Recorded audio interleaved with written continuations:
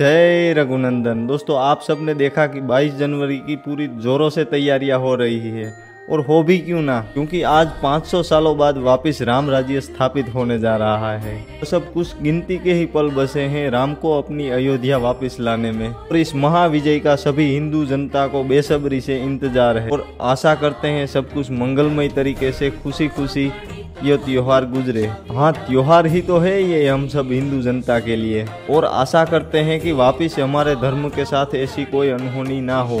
इसलिए हमें सब हिंदू जनता को एकजुट होना है और इतिहास से सबक लेना है।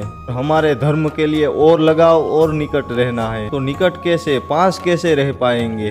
तो इसका सरल और सीधा उपाय है कि हमें जितना हो सके उतना हमारे धर्म के बारे में जानना है, पढ़ना है, हमारे जीवन में उन बातों का पालन करना है जितना हो सके उतना। तो चलिए फ्रेंड्स, आज बात करते हैं उस महान व्यक्तित्व वाले महान राजा की जो सदियों से हमारी प्रेरणा बने हुए हैं, हमें जीने की सही राह दिखाते हैं। चलिए शुरू करते हैं today's title, the legend of Prince Ram.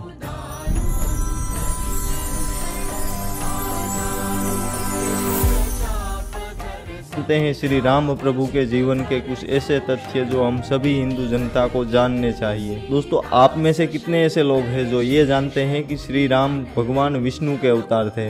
लगभग सभी लोग जानते होंगे। ये कौन जानता है कि वो भगवान विष्णु के कितने में से कितने अवतार है, क्रमवार कितने हैं? विष्णु के 10 अवतार है, तभी तो उन्हें दशावतार कहा जाता है, और भगवान राम उनमें से 7वें अवतार थे।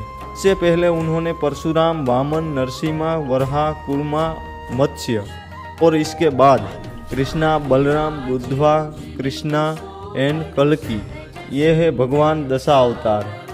और भगवान राम को मानव रूप में पूजे जाने वाला सबसे प्राचीन अवतार माना जाता है। और एक फैक्ट ये भी है कि भगवान श्री राम को सूर्य देव का वंशज माना जाता है, और इससे जुड़ा हुआ एक नाम और भी भगवान श्री राम का, जो उन्हें रामचंद्र के नाम से भी जाना जाता है। और श्री राम को वनवास कब मिला था, तब उनकी आयु क्या थी, उनकी उम्र क्या थी? तब श्री राम को 25 वर्ष की आयु में वनवास मिला था, जो उनको 14 वर्ष तक वन में रहना था।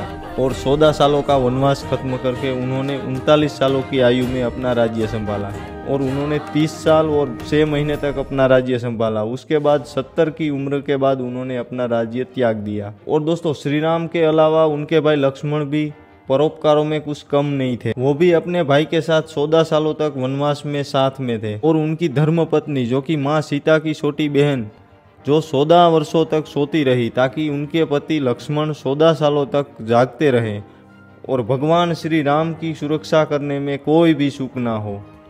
राम, ये एक ऐसा नाम है जो आपके तन और मन को एक ऐसी पॉजिटिव ऊर्जा प्रदान करता है जो कि मानो आपके जीवन से सारे कष्ट दूर हो गए।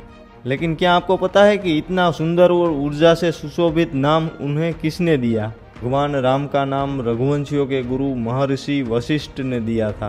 महर्षि वशिष्ठ के अनुसार राम शब्द 2 बीजाणुओं से बना है, जो कि है अग्नि बीज और दूसरा है अमृत बीज।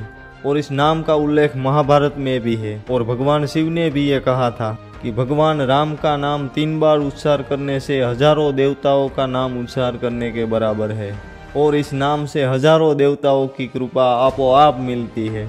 और दोस्तों, बात हम प्रभु श्री राम की कर रहे हैं, तो उनके प्रिय भक्त हनुमान को हम कैसे भूल सकते हैं? लेकिन आप में से कितने ऐसे लोग हैं जो ये जानते हैं कि भगवान श्री राम और भक्त हनुमान के बीच भी एक बार युद्ध हो चुका है? हनुमान जी ने काशी के राजा ययाति की रक्षा के लिए भगवान राम से युद्ध किया था, और जब भगवान राम ने हनुमान जी पर जब तीर चलाए तो हनुमान जी श्री राम नाम का जप करने लगे, और भगवान राम के तीरों का उन पर कोई असर नहीं हुआ, और भगवान राम को अपनी हार माननी पड़ी।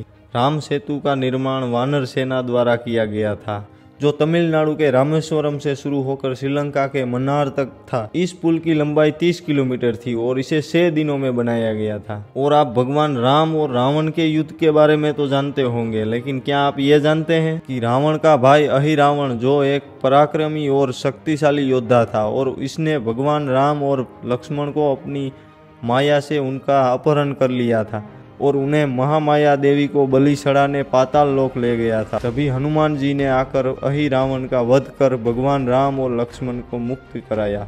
और माना जाता है कि गिलहरी यानी स्क्विरल, उसके ऊपर जो काली और सफ़ेद रंग की धारियां हैं वो श्री राम प्रभु के हाथों का वरदान है, जो उन्हें तब मिला जब श्री राम जी और उनकी वानर सेना लंका के लिए सेतु बना रही थी। तो गिलहरी ने सेतु बनाने में मदद की, तो भगवान श्री राम ने गिलहरी को अपने कंधों पर उठाकर उस पर अपना कृपालु हाथ फेरा, तो उन पर ये धारियां बनी। और वीडियोस में आखिर में बात करते हैं भगवान श्री राम के देह त्याग की। ऐसा माना जाता है कि जब माता सीता परीक्षा देते देते आखिर में अपने आप को माँ धरती को सौंप दिया, भगवान श्री राम प्रभु ने सरयू नदी में जल समाधि लेकर इस दुनिया को, इस संसार को त्याग दिया। अब इजाज़त दीजिएगा, वीडियोस को यहीं पूरा करते हैं। तो दोस्तों, हमें अपने इतिहास से हमेशा जुड़े रहना है और हमारे धर्म ग्रंथों में जो बताया गया है उनमें से कुछ बातों का जरूर पालन करना है और तन मन से राम अयोध्या वापसी का ये त्योहार मनाते हैं। जय श्री राम, जय हिंद, वंदे मातरम।